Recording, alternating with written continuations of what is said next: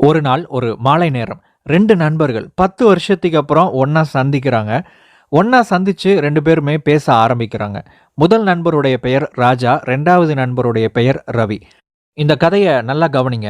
ஏன்னா இந்த 2 நண்பர்களுடைய கதைகளுக்கும் உங்களுக்கும் ஏதாவது ஒரு பொருத்தம் இருக்கலாம். முதல்ல இந்த 2 நண்பர்களும் என்ன பேசிக்கிறாங்க அப்படிங்கிறத கேட்கறதுக்கு முன்னாடி, இந்த 2 நண்பர்களுடைய வாழ்க்கைய கொஞ்சம் திருப்பி பார்த்துறலாம். 2 நண்பர்களுமே பக்கத்து பக்கத்து வீட்ல வசிச்சவங்க. 2 பேருமே சின்ன வயசுலேருந்து உயிர் நண்பர்கள். ஒண்ணா தான் விளையாடுனாங்க. ஒண்ணா தான் ஒரே பள்ளிக்கூடத்துக்கு போனாங்க. அதுக்கப்புறம் ஒரே காலேஜில தான் வந்து படிச்சாங்க. ஒரே கோர்ஸ் தான் படிச்சாங்க. 2 பேருமே இன்ஜினியரிங் கோர்ஸ் எடுத்திருந்தாங்க. ஒரே பெஞ்சுல கூட உட்காந்துருந்தாங்க. அந்த அளவுக்கு 2 பேரும் ரொம்ப க்ளோஸ். 2 பேருமே காலேஜ்ல நடந்த கேம்பஸ் இன்டர்வியூல செலக்ட் ஆகுறாங்க. 2 பேருக்குமே வேலை கிடைக்குது. ஆனா இந்த தடவ 2 பேரும் ஒண்ணா இல்ல, வேற வேற லொகேஷன்ஸ்ல அவங்களுக்கு வேலைகள் கிடைக்குது. அதனால 2 பேருமே வந்து பிரிஞ்சு போக வேண்டிய ஒரு கட்டாயம் ஏற்படுது. ரொம்ப கஷ்டமா, சோகமா 2 பேரும் பிரிஞ்சு போறாங்க. அப்பப்போ ஆரம்பத்துல கொஞ்சம் டச்ல இருந்தாங்க. அதுக்கப்புறம் பேச்சுவார்த்தைகள் கொஞ்சம் கொஞ்சமா கம்மியாக ஆரம்பிச்சது.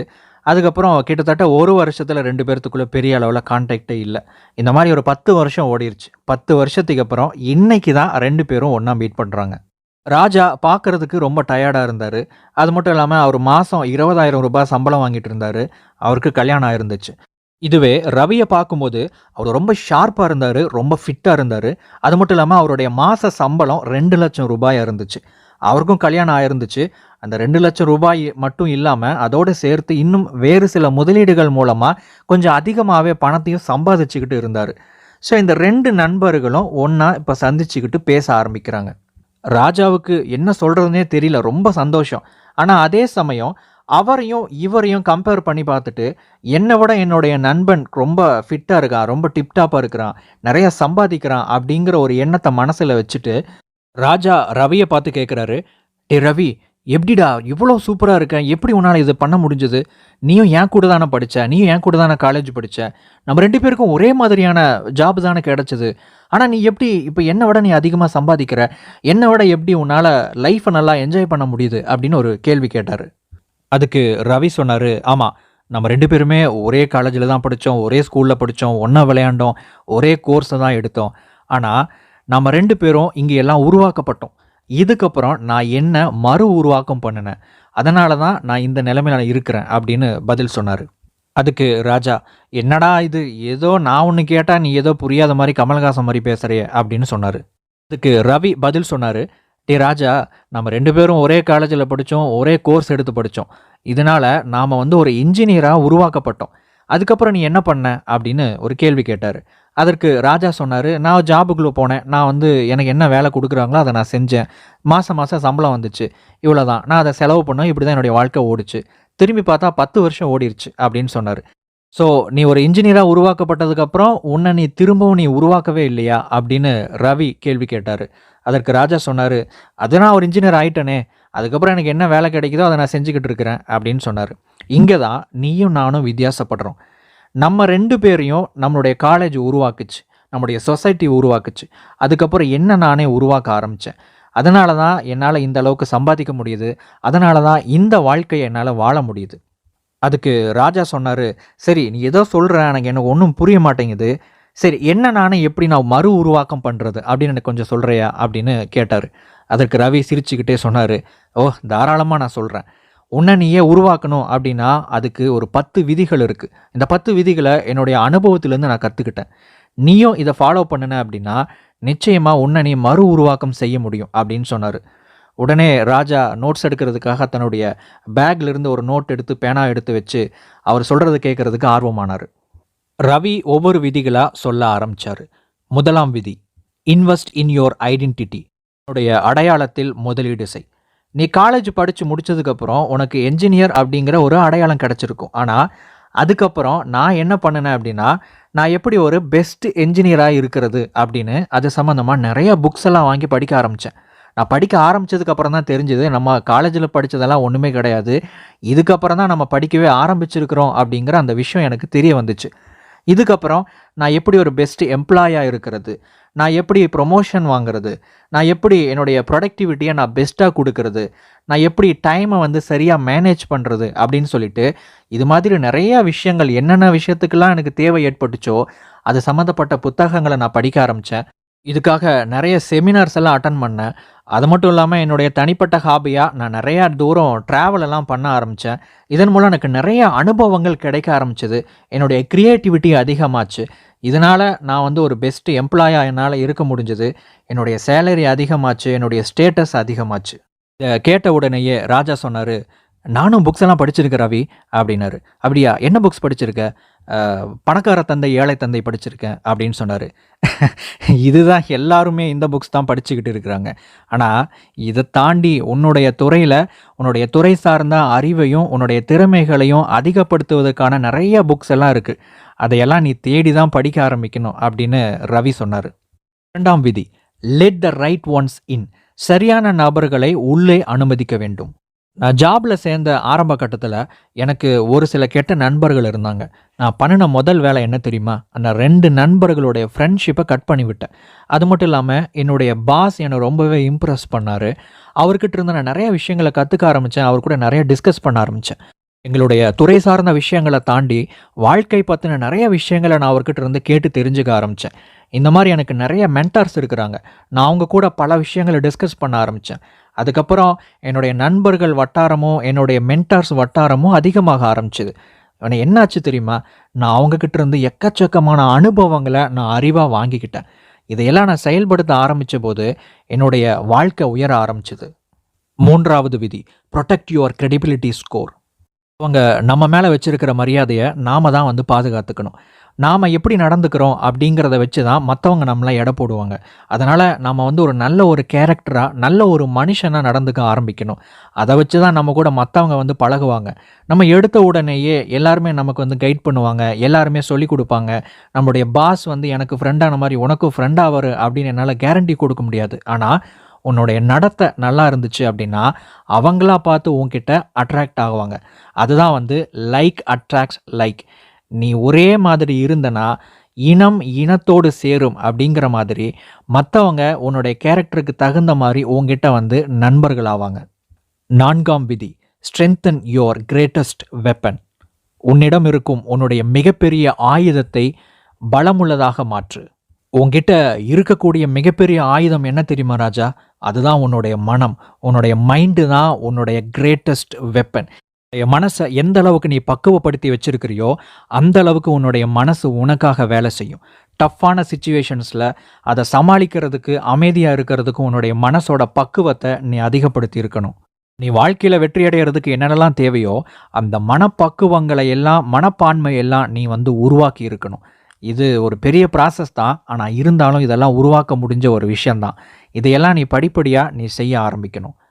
5ஆம் விதி, challenge your way of thinking. உன் சிந்திக்கும் தன்மையை சவால்களுக்கு உள்ளாக்கு. உன்கிட்ட ஒரு கேள்வி கேட்கலாமா ராஜா?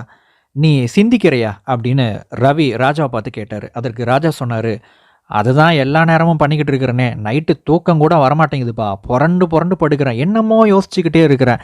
ஆனா ஒன்றும் வேலைக்கு ஆகல அப்படின்னு சொன்னாரு. அதுக்கு ரவி சொன்னாரு, நீ நினைச்ச விஷயத்த அடைஞ்சிட்டியா? உன்னுடைய வாழ்க்கையில நீ முன்னேறி இருக்கிறியா? அப்படின்னு கேட்டாரு. அதற்கு ராஜா சொன்னாரு, இல்லையே அப்படின்னாரு. அதற்கு திரும்ப ரவி சொன்னாரு, நீ சிந்திக்கிறது சரியா இருந்துச்சு அப்படின்னா உனக்கு கிடைக்கிறது சரியா இருக்கும். உனக்கு கிடைக்கிற விஷயங்கள் எல்லாம் தப்பா இருக்குன்னா, நீ சிந்திக்கிறதுல நீ தப்பு பண்ற அப்படின்னு அர்த்தம். அதனால எப்பவுமே நீ எதை சிந்திச்சுக்கிட்டு இருக்கிறியோ, அதில உனக்கு ரிசல்ட் கிடைக்கலன்னு வச்சுக்கோ, நீ தப்பா சிந்திக்கிற அப்படின்னு அர்த்தம். நீ சிந்திக்கிற அந்த பேட்டர்ன, திங்கிங் பேட்டர்ன நீ மாத்தணும். அத மாத்துனா மட்டும் தான் உன்னால வாழ்க்கையில முன்னேற முடியும். அது எப்படி நான் சிந்திக்கிறத மாத்துறது அப்படின்னு ராஜா கேட்டாரு. அதற்கு ரவி சொன்னாரு, உனக்கு இதுவரைக்கும் என்னெல்லாம் தெரியுமோ, நீ என்னெல்லாம் கத்து வச்சிருக்கிறியோ, அத வச்சு தான் இப்போ உன்னால சிந்திக்க முடியும். இத தாண்டி உன்னால சிந்திக்க முடியாது. அப்ப நீ நெறைய கத்துக்கணும். உன்னுடைய வாழ்க்கையில ஏதாவது ஒரு பிரச்சனை வருதுன்னு வச்சுக்கோ. அந்த பிரச்சனைய சமாளிச்ச ஆல்ரெடி யாராவது வெற்றி அடைஞ்சிருக்கிற ஒருத்தங்களுடைய வாழ்க்கைய நீ படிக்கும்போது, அவங்க கிட்ட இருந்து உனக்கு ஒரு ஐடியா கிடைக்கும். இது மாதிரியான நபர்கள் கிட்ட போயிட்டு அட்வைஸ் கேட்கும்போது, அவங்க குடுக்குற அந்த அட்வைஸஸ் உனக்கு மிகப்பெரிய அளவுல உதவி பண்ணும். அப்போ மாதிரி நீ தொடர்ச்சியா பண்ணிக்கிட்டே இருக்கணும். இன்னொரு விதத்துல சொல்லணும் அப்படின்னா, நீ தொடர்ச்சியா கத்துக்கிட்டே இருக்கணும். நீ எப்படி சிந்திக்கிறையோ, அந்த சிந்திக்கிற திறமைய, தன்மைய நீ மாத்திக்கிட்டே இருக்கணும். 6ஆம் விதி, நோ யுவர் வை. உன்னுடைய ஏன் எனும் கேள்விக்கான பதிலை நீ அறிந்து கொள். நாமெல்லாம் சின்ன வயசா இருக்கும்போது, நம்ம சுத்தி இருக்கிறவங்க கிட்ட, ஏன் ஏன் அப்படின்னு ஒரு கேள்வி கேட்டுக்கிட்டே இருப்போம். ஏன் அவர் அப்படி இருக்கிறாரு? ஏன் இந்த ப்ரோகிராம் நடக்குது? நான் ஏன் பள்ளிக்கூடத்துக்கு போகணும்? நான் ஏன் இந்த பாடத்த படிக்கணும்? ஏன் எனக்கு இப்படி பண்றாங்க? அப்படின்னு சொல்லிட்டு, ஏன் அப்படிங்கிற ஒரு கேள்விய நாம கேட்டுக்கிட்டே இருப்போம். ஆனா, நாம வளர்ந்ததுக்கப்புறம் எப்படின்னு நம்ம கேள்வி கேட்க ஆரம்பிச்சுருவோம். நான் எப்படி நெறைய பணம் சம்பாதிக்கிறது? நான் எப்படி சந்தோஷமா வாழ்றது? இது மாதிரி இன்னும் நெறைய கேள்விகள் எப்படி அப்படின்னு சொல்லிட்டு நம்ம கேட்டுட்டே இருப்போம். ஆனா, ஒரு விஷயத்த நல்லா புரிஞ்சுக்கோ. நீ தேடிக்கிட்டு இருக்கிற அத்தனை விஷயமுமே வந்து ஒரு பை ப்ராடக்ட் தான். அதாவது ஒரு விஷயத்த அடையறதுக்கு நீ என்ன பண்ணணுமோ, அத செஞ்சா உனக்கு கிடைக்க வேண்டிய விஷயங்கள் எல்லாமே கிடைக்கும். நீ ஏன் பணம் சம்பாதிக்கணும் அப்படின்னு விரும்புற? உனக்குள்ளேயே அந்த கேள்விய கேட்டுக்கோ. உனக்குள்ளேயே வரக்கூடிய பதில நீ கவனிக்க ஆரம்பி. நீ ஏன் உன்னுடைய ஃபேமிலியோடு டைம் ஸ்பெண்ட் பண்ணணும்னு நெனைக்கிற? நீ ஏன் உன்னுடைய வாழ்க்கைய வாழணும்னு நெனைக்கிற? நீ ஏன் இந்த ஜாப்ல இன்னும் இருக்க? இந்த மாதிரி எப்பவாச்சும் நீ கேள்வி கேட்டிருக்கிறியா? அப்படின்னு ரவி கேட்டாரு. அதுக்கு ராஜா சொன்னாரு, இல்லையே அப்படின்னாரு. 7ஆம் விதி. Work like your great grandfather. உன்னுடைய கொள்ளு தாத்தாவை போல வேலை செய். உன்னுடைய தாத்தாவ பத்தியோ, இல்ல கொள்ளு தாத்தாவ பத்தியோ கேள்விப்பட்டிருக்கிறியா? அப்படின்னு ரவி கேட்டாரு. அதுக்கு ராஜா சொன்னாரு, ஓ! அவங்கலாம் விவசாயம் பண்ணிக்கிட்டு இருந்தாங்க அப்படின்னு சொன்னாரு. அவங்கலாம் எப்படி வேலை செஞ்சாங்க? காலையில இருந்து சாயந்தரம் நைட்டு வரைக்கும் ரொம்ப கஷ்டப்பட்டு கடின உழைப்ப போட்டாங்க. அதே மாதிரி தான் நீயும் ஹார்ட் ஒர்க் பண்ணணும். டெக்னாலஜி டெவலப் ஆயிருச்சு அப்படிங்கிறதுக்காக சும்மா ஈஸியா உட்காந்துட்டு எதுவுமே பண்ணாம எல்லாமே நடக்கணும் அப்படின்னு இன்னைக்கு நெறைய பேர் ஆசைப்பட்டுக்கிட்டு இருக்கிறாங்க. அந்த மாரி நடக்கணும்னா அதுக்கு நம்ம ஹார்ட் ஒர்க் பண்ணணும். அதுக்கப்புறம் நம்ம எல்லாமே நெனைச்ச மாரி நடக்க ஆரம்பிக்கும். 8ஆம் விதி. Elevate your imagination to the whole new level. உன்னுடைய கற்பனை வளத்தை மிகப்பெரிய உயரத்துக்கு நீ வளர்த்தெடுக்க வேண்டும். உனக்குள்ள இருக்கக்கூடிய கற்பனை அப்படிங்கிறது ஒரு மிகப்பெரிய ஒரு வளம். அது மிகப்பெரிய ஒரு சொத்து.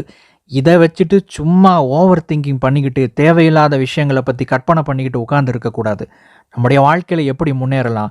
நம்ம முன்னேறினா நம்முடைய வாழ்க்கை எப்படிப்பட்டதாக இருக்கும்? நம்ம என்னென்ன மாரி விஷயங்கள நம்ம அடையணும் அப்படின்னு நம்ம விரும்புறோம்? அதுக்கு என்னென்னலாம் பண்ணலாம்? எப்படி நம்ம ஒரு தொழில் பண்ணலாம்? எப்படி நம்ம நல்ல ஒரு எம்ப்ளாயா இருக்கலாம்? எப்படி நம்முடைய சேலரிய, நம்முடைய இன்கம அதிகப்படுத்தலாம்? அப்படின்னு சொல்லிட்டு, உன்னுடைய கற்பனை வளர்த்துக்கிட்டு இந்த பொறுப்பையெல்லாம் ஒப்படைச்சின்னா, அது அதனுடைய வேலைய பார்க்க ஆரம்பிக்கும். நீ எதையெல்லாம் கற்பனை பண்றியோ, அதையெல்லாம் உன்னுடைய வாழ்க்கைக்கு கொண்டு வர ஆரம்பிக்கும். கற்பனை அப்படின்னு சொன்ன உடனேயே எல்லா விஷயத்தையும் சும்மா யோசிச்சுக்கிட்டு உட்காந்துக்கிறது மட்டும் இல்ல. அதை எப்படி செய்யலாம் அப்படின்னு கிரியேட்டிவான ஐடியாஸ் வர்ற மாதிரி நீ கற்பனை பண்ணணும்.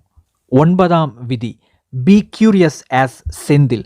செந்திலைப் போல ஆர்வமுள்ளவனாக இரு. நீ செந்தில் கவுண்டமணி ஜோக்கெல்லாம் நீ நெறைய பார்த்துருப்ப. அது உனக்கு ரொம்ப பிடிக்கும் அப்படின்னு எனக்கு தெரியும். அதுல நெறைய படத்துல செந்தில் என்ன பண்ணுவாரு? "அண்ணே, இது ஏண்ணே இப்படி ஆச்சு? இதுக்கப்புறம் என்னென்ன நடக்கும்?" அப்படின்னு நெறைய கேள்விகள கேட்டுட்டே இருப்பாரு பார்த்தியா? அந்த மாரி நீயும் ஒரு ஆர்வக்கோளாறா நடந்துக்கணும். அதாவது எல்லா விஷயத்திலும் நீ ஆர்வம் காட்டணும். ஒரு விஷயம் எப்படி வேலை செய்யுது? ஒரு விஷயம் எப்படி இயங்குது? இதுக்கு பின்னாடி என்ன இருக்கு? இவங்க எப்படி இவ்வளோ பெரிய உயரத்த அடைஞ்சாங்க? இவங்க ஏன் ஜெயிச்சாங்க? இவங்க ஏன் தோத்தாங்க? இவங்க ஏன் இந்த நிலைமையில இருக்கிறாங்கன்னு சொல்லிட்டு, எல்லா விஷயத்த பத்தியும் நீ தெரிஞ்சுக்கிறதுக்கு ஆர்வம் உள்ளவனாக இருக்கணும். அதுதான் உனக்கு நெறைய விஷயத்த கத்துக் குடுக்கும். இப்போ நான் உன்கிட்ட கடைசி விதிய பத்தி நான் சொல்லப் போறேன். இதுதான் 10வது விதி. உன்னுடைய வாழ்க்கையவே நீ மாத்தணும் அப்படின்னா, இந்த ஒரு விஷயத்திலிருந்து ஆரம்பி. ஆனா, இதுக்கு முன்னாடி நான் சொன்ன அந்த 9 விஷயமும் இந்த ஒரு விஷயத்த செய்யறதுக்கு உனக்கு உதவி பண்ணுச்சுன்னா, உன்னால நிச்சயமா உன்னை ரீகிரியேட் பண்ண முடியும். உன்னை மறு உருவாக்கம் செய்ய முடியும். 10வது விதி. Break away from the volt you. பழைய உன் நிலையை உடைத்து புதிய நிலையை உருவாக்கு. இத நீ பண்ணணும் அப்படின்னா, இதுக்கு முன்னாடி சொன்ன அந்த 9 விஷயங்கள நீ ஃபாலோ பண்ணணும். அது மட்டும் இல்லாம, உன்னுடைய வாழ்க்கையில ஒரு மிகப்பெரிய ஒரு இலக்க உருவாக்கணும். அந்த இலக்கு எப்படிப்பட்டதா இருக்கணும் தெரியுமா? அந்த இலக்கு உனக்கு இம்பாசிபிளா இருக்கணும். அதாவது உனக்கு கஷ்டமான ஒரு கடினமான ஒரு இலக்க நீ உருவாக்கணும். அந்த இலக்க அடையறதுக்கு நீ என்னென்னலாம் பண்ணணுமோ, அந்த விஷயத்தையெல்லாம் நீ பண்ணணும். அதற்கு சப்போர்ட்டா நான் இதுவரைக்கும் சொன்ன அந்த 9 விஷயங்கள நீ பயன்படுத்தின அப்படின்னா, நிச்சயமா உன்னால உன்னை உருவாக்க முடியும். மறு உருவாக்கம் செய்ய முடியும். சரி ரவி, இதெல்லாம் நிச்சயமா நான் ஃபாலோ பண்றேன். இதுக்கப்புறம் நான் வேற ஏதாவது பண்ணணுமா? அப்படின்னு ராஜா கேள்வி கேட்டாரு. ஆமா, யூடியூப்ல எபிக் லைஃப்னு ஒரு சேனல் இருக்கு. அந்த சேனலை ஃபாலோ பண்ணு. அது மட்டும் இல்லாம அதில் இருக்கிற நிறைய வீடியோஸை நீ தொடர்ச்சியா பார்த்துக்கிட்டே வா அப்படின்னு சொன்னாரு. நான் இப்போ சமீபத்தில் தான் ஃபாலோ பண்ணிக்கிட்டு இருக்கிறேன். ஒரு 3 மாசமா நிறைய வீடியோஸ் பார்த்துக்கிட்டு இருக்கிறேன் ரவி அப்படின்னு சொன்னாரு. நல்லது. அது மட்டும் பத்தாது. நீ பழைய வீடியோஸையும் நீ தேடி போய் பார்க்க ஆரம்பி. அதில ஏதாவது ஒரு சில விஷயங்கள நீ மிஸ் பண்ணியிருக்கலாம் இல்லையா? அப்படின்னு ரவி சொன்னாரு. சரி ரவி, நான் நிச்சயமா அதே மாரி நான் செய்றேன் அப்படின்னு சொல்லிட்டு 2 நண்பர்களும் அங்க இருந்து விடைபெற்றுக் கொண்டார்கள். என்னங்க இந்த வீடியோ உங்களுக்கு பிடிச்சிருந்ததுங்களா? இந்த வீடியோவ பொறுத்தவரைக்கும் ஒண்ணு நீங்க ரவியா இருந்திருக்கணும், இல்ல நீங்க ராஜாவா இருந்திருக்கணும். நீங்க ரவியா இருந்தீங்க அப்படின்னா, தொடர்ச்சியா நீங்க இதுவரைக்கும் உங்களுடைய வாழ்க்கைய முன்னேற்றுவதற்கு என்ன பண்ணிக்கிட்டு இருந்தீங்களோ, அத விட அதிகமா நீங்க பண்ண ஆரம்பிங்க. ஒருவேள நீங்க ராஜாவா இருந்தீங்க அப்படின்னா, ரவிய மாதிரி நீங்களும் இந்த கொள்கைகள பின்பற்ற ஆரம்பிங்க. நிச்சயமா உங்களுடைய வாழ்க்கை வளம் பெறும்.